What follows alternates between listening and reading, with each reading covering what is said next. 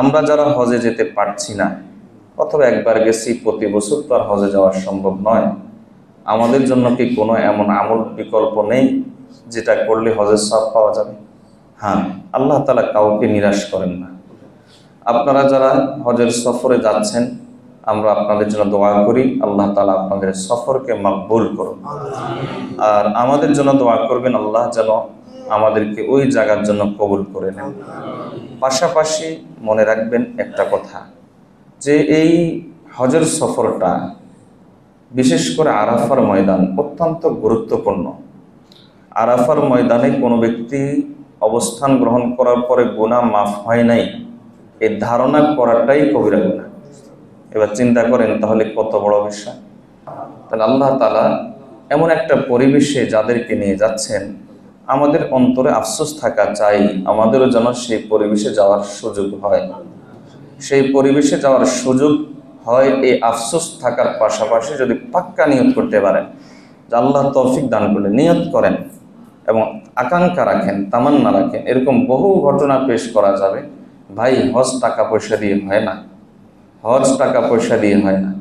আমাদের চোখের সামনে এরকম বহু লোক আছে, টাকা পয়সা নাই, হাজির সাহেব কিন্তু আল্লাহ তাআলা হজের তৌফিক দিয়ে দিয়েছে, দিন এনে দিন খায়, কিন্তু হজের তৌফিক হয়ে গেছে। গতকালকে কোথাও যেন একটা ঘটনা পড়লাম, একজন রিক্সাওয়ালা, আল্লাহ তাআলা তাকে হজ করার তৌফিক দিয়ে দিয়েছে। তার একটা আমল ছিল কি, সে ওই যে কি বলে এয়ারপোর্টের ওখানে হজ ক্যাম্পে কোনো হজ যাত্রীকে দেখলে তার রিক্সা উঠলে সে পয়সা নিত না, এবং সে বলতো যে আমি পয়সা নিই না এই আশায় যদি আল্লাহ আমাকে ওই বাইতুল্লাহ সফর কবুল করে নেন। পরে দেখা গেছে বাস্তবে আল্লাহ তাআলা তাকে কবুল করেছে। তো আল্লাহ তাআলা এই হজের সফরটা টাকা পয়সা দিয়ে নির্ধারণ করেন না।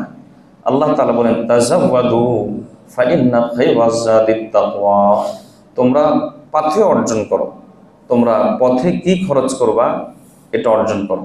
মনে করিও না এটা যে পথের খরচ মানে টাকা পয়সা, এ কথা মনে করিও না যে পথের খরচ মানে তোমার মাল সামানা। এখানে আমি বুঝাচ্ছি সবচাইতে উত্তম পথে হলো তাকওয়া, আল্লাহর ভয়। আল্লাহর ভয়, আল্লাহর মহব্বত তোমার অন্তরে যত বেশি আসবে, আল্লাহ তাআলা তোমাকে আল্লাহর ঘরের জন্য তত বেশি কবুল করবেন। এজন্য তামান্না রাখেন। তামান্না রাখলে ইনশাআল্লাহ এই তামান্নার উসিলায় আল্লাহ তাআলা আপনার এই যে নিয়ত করলেন, তামান্না রাখলেন, এর উসিলায় আল্লাহ তাআলা আপনার আমল নামায় একটা হজের সওয়াব হলো লিখে রাখবেন ইনশাআল্লাহ। এজন্য সাহাবায়ে কেরাম রাদিয়াল্লাহু তাআলা আজমাইন সবসময় কথা নিয়ত করতেন। হযরত মুহাম্মদ ইবনে মুনকাদির রাহমাতুল্লাহ আলাইহি বিশেষ তাবেঈ, তিনি বলেন যে সাহাবায়ে কেরাম রাদিয়াল্লাহু তাআলা আজমাইন সবসময় নিয়ত করতেন এই কথা, ও আল্লাহ, আপনি আমাদেরকে হয় হজের সফরে মরণ দেন অথবা জিহাদের সফরে মরণ দেন। এই দুই সফরের মরণের জন্য তারা আল্লাহর কাছে তামান্না করতেন। আল্লাহ তৌফিক দান করুন। এছাড়াও আরও কিছু আমল আছে যে আমলগুলো করলে হজের সওয়াব পাওয়া যায়। অতি সংক্ষেপে খুব দ্রুত এই আমলগুলো বলে দিব। আমলগুলোর উপর আমল করার জন্য আমরা সকলেই প্রস্তুত আছি তো ইনশাআল্লাহ? আল্লাহ তাআলা তৌফিক দান করুন। তার মধ্যে একটা আমল হলো প্রত্যেক নামাজ জামাতের সাথে আদায় করা। হযরত আবু উমামা আল বাহিলি রাদিয়াল্লাহু তাআলা থেকে বর্ণিত হাদিস, রাসূলুল্লাহ সাল্লাল্লাহু আলাইহি ওয়াসাল্লাম বলেন, মান খারাজা মিন বাইতিহি মুতাতাহহিরান ইলা সালাতিন মাকতুবাতিন ফাআজরুহু কাআজরিল হাজ্জিল মুহরিম, যে ব্যক্তি ওযু করে, শুনেন আমরা তো ওযু করি কোথায়? মসজিদে এসে না, ওযু বাসায় করা আলাদা ফজিলত আছে। ওযু বাসায় করে বের হওয়া, এটার ফজিলত আলাদা। আপনি নামাজের জন্য আগে প্রস্তুতি নিলেন, ওযু করলেই মন ফ্রেশ হয়, মন পবিত্র হয়। এই যে আপনি পথে দিয়ে আসছেন, ওযু থাকার কারণে কুদৃষ্টিটা হবে না, পরীক্ষা করে দেখিয়ে। তো এই জন্য ওযু করে বাসা থেকে বের হওয়া। রাসূলুল্লাহ সাল্লাল্লাহু আলাইহি ওয়াসাল্লাম বলেন, যে ব্যক্তি ওযু করে বাসা থেকে বের হবে ফরজ নামাজের উদ্দেশ্যে, তাহলে আল্লাহ তাআলা তার আমল নামায় সওয়াব লিখবেন একজন ইহরাম পরিধানকারী হাজির মতো করে। আল্লাহ তৌফিক দান করুন। তাহলে 5 ওয়াক্ত নামাজ যদি আপনি জামাতের সাথে পড়েন, 5 বার হজ করার সওয়াব পেয়ে যাচ্ছেন। চিন্তা করছেন? বছরে যদি আপনি সারা বছর এই কাজটা করেন তাহলে কতবার পাচ্ছেন? 10 বছর করলে কতবার পাচ্ছেন? সারা জিন্দেগি করলে কতবার পাচ্ছেন? হাজার হাজার হাজার সওয়াব আপনার আমল নামায় যুক্ত হচ্ছে। আল্লাহ তৌফিক দান করুন। 2 নম্বর আমল, রাসূলুল্লাহ সাল্লাল্লাহু আলাইহি ওয়াসাল্লাম বলেন যে দিন শিখার উদ্দেশ্যে কেউ যদি মসজিদে যায়, দিন শিখার উদ্দেশ্যে, বিশেষ করে সকাল সন্ধ্যায় আপনি দিন শিখার উদ্দেশ্যে আসলেন, এখানে যেমন কোরআন শেখানো হচ্ছে, ফরজ আইন ইলম শেখানো হচ্ছে, অথবা আমাদের নৈশ মাদ্রাসা আছে, অথবা অন্য কোথাও অন্য কোনো ব্যবস্থা আছে, দিন শিখার উদ্দেশ্যে কেউ যদি মসজিদে যায়, নবী সাল্লাল্লাহু আলাইহি ওয়াসাল্লাম বলেন, মান গাদা ইলাল মাসজিদি লা ইউরিদু ইল্লা লিয়াতাআল্লামা খায়রান আও ইউআল্লিমাহু, কেউ যদি মসজিদে শুধুমাত্র এই উদ্দেশ্যে যায় যে আমি কিছু দিন শিখবো অথবা দিন শিখাবো, দুইজনেরই, কানা লাহু কাআজরু মুতামিরিন তামুল উমরাতি, নবী সাল্লাল্লাহু আলাইহি ওয়াসাল্লাম বলেন যে সে ব্যক্তি একটা উমরা করার সওয়াব পায়, পরিপূর্ণ উমরা। এটা যদি সে সকালে যায়। আর যদি সন্ধ্যায় যায়, সন্ধ্যায় দিন শিখার মজলিসগুলো বিশেষ করে মসজিদ কেন্দ্রিক সাধারণত সন্ধ্যায় বেশি জমে। নবী সাল্লাল্লাহু আলাইহি ওয়াসাল্লাম বলেন যে ব্যক্তি সন্ধ্যায় যায়, ফালাহু আজরু হাজ্জিন তামুল হিজ্জা, তাহলে সে পরিপূর্ণ একটা হজের সওয়াব পায়। নবীজি পরিপূর্ণ শব্দ লাগিয়ে দিয়েছেন যেন আমাদের অন্তরে কোনো কনফিউশন না থাকে। আল্লাহ আমল করার তৌফিক দান করুন। 3 নম্বর আমল, যে আমরা যদি নামাজের পর, ফজরের নামাজের পর যেখানে নামাজ আদায় করি সেখানে বসে যদি জিকির আজকার করি, জিকির আজকার করে তারপরে সূর্য পরিপূর্ণ উঠে গেলে ইশরাকের ওয়াক্ত হলে যদি 2 রাকাত ইশরাকের নামাজ পড়ি, এরপরে যদি মসজিদ থেকে বের হই, রাসূলুল্লাহ সাল্লাল্লাহু আলাইহি ওয়াসাল্লাম বলেন যে কানাত লাহু কাআজদি হাজ্জাতিন ওয়া উমরা, সে শুধু একটা হজের সওয়াব পায় না, একটা হজ এবং একটা উমরার সওয়াব পায়। কারণ আপনি মনে মনে ভাবতে পারেন যে তাহলে একটু কম পায় মনে হয় সওয়াব। নবীজি এই জন্য আমাদের কনফিউশন দূর করার জন্য বলেন 3 বার তাম্মাতিন তাম্মাতিন তাম্মা, পরিপূর্ণ পরিপূর্ণ পরিপূর্ণ হজ এবং উমরার সওয়াব পায়। আল্লাহ তৌফিক দান করুন। আরেকটা আমল, 4 নম্বর আমল, যে মা বাবার সাথে সদাচরণ করা। গত জুমায় এই বিষয়ে বিস্তারিত আলোচনা করেছি। এক সাহাবী রাসূলুল্লাহ সাল্লাল্লাহু আলাইহি ওয়াসাল্লামের কাছে এসে বললেন, আমি হজে যেতে চাই। নবী সাল্লাল্লাহু আলাইহি ওয়াসাল্লাম বললেন যে তোমার পাথেও আছে বলে আমার পাথেও ওইভাবে নাই, হয়ে যাবে। নবী সাল্লাল্লাহু আলাইহি ওয়াসাল্লাম বলেন যে তোমার মা কি জীবিত আছে বলে, হ্যাঁ মা জীবিত আছে। নবী সাল্লাল্লাহু আলাইহি ওয়াসাল্লাম তখন তাকে বললেন যে যাও মায়ের সাথে ভালো আচরণ করো, আনতা হাজ্জুন ওয়া মু'তামিরুন ওয়া মুজাহিদুন, তাহলে আল্লাহ তাআলা তার দরবারে তোমাকে হাজী হিসাবে, উমরাকারী হিসাবে এবং মুজাহিদ হিসাবে কবুল করে নেবেন। মা বাবার সেবা করা, আল্লাহ তৌফিক দান করুন। আরেকটি হাদিস, প্রত্যেক নামাজের পরে 33 বার সুবহানাল্লাহ, 33 বার আলহামদুলিল্লাহ, 33 বার আল্লাহু আকবার বলা। কিছু গরিব সাহাবী রাসূলুল্লাহ সাল্লাল্লাহু আলাইহি ওয়াসাল্লামের কাছে আসলেন, এসে বলেন, ইয়া রাসূলুল্লাহ সাল্লাল্লাহু আলাইহি ওয়াসাল্লাম, ধনীরা তো সব নিয়ে গেল। বলে কি নিয়ে গেল?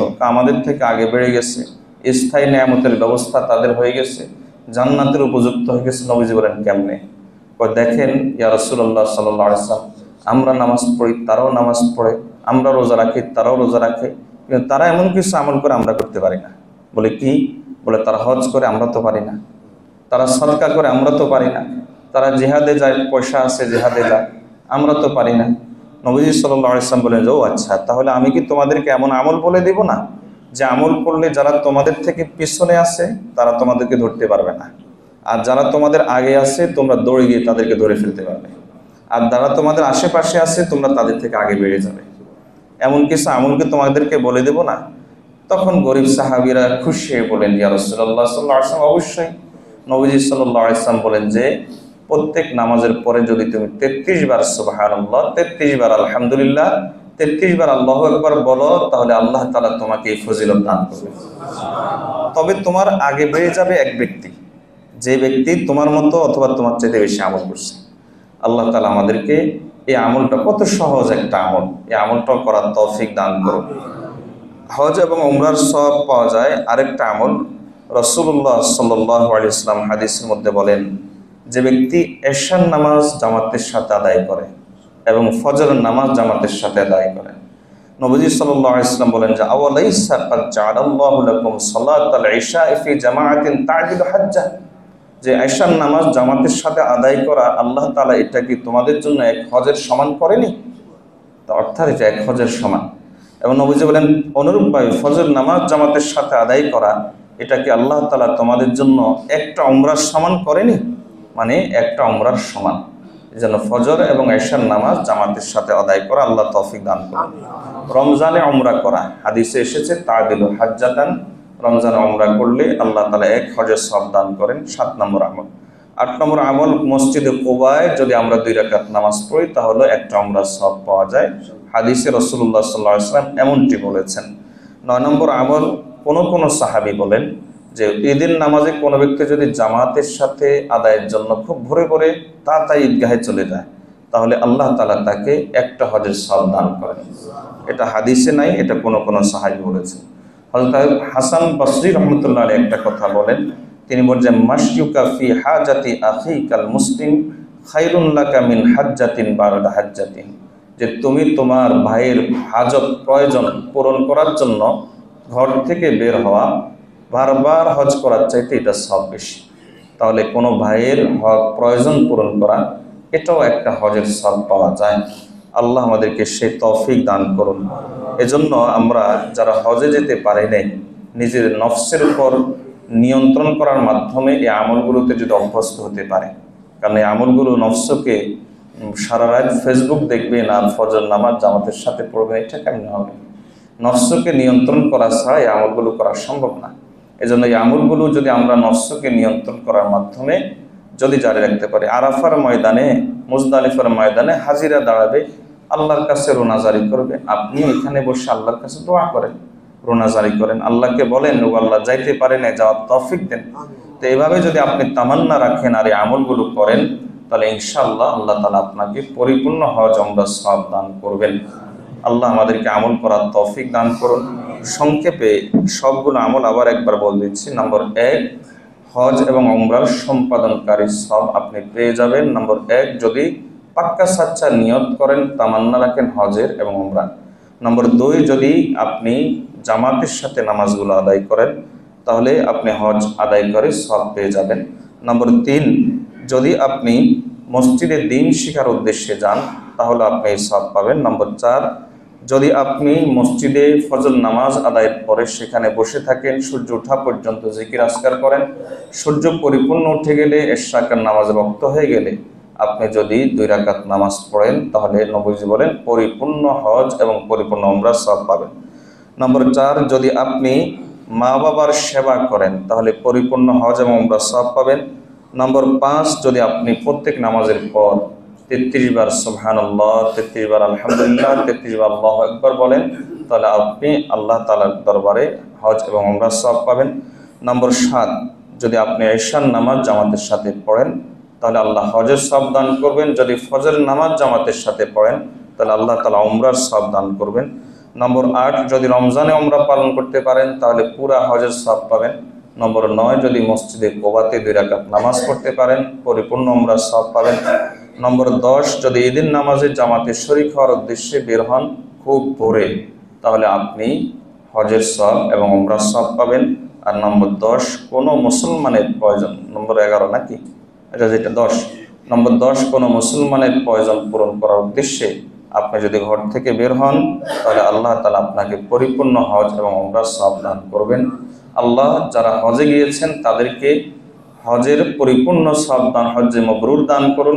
আর আমরা যারা যেতে পারি নাই আমাদেরকে সারা বছর এই হজের এবং উমরার সওয়াবগুলো অর্জন করার তৌফিক দান করুন।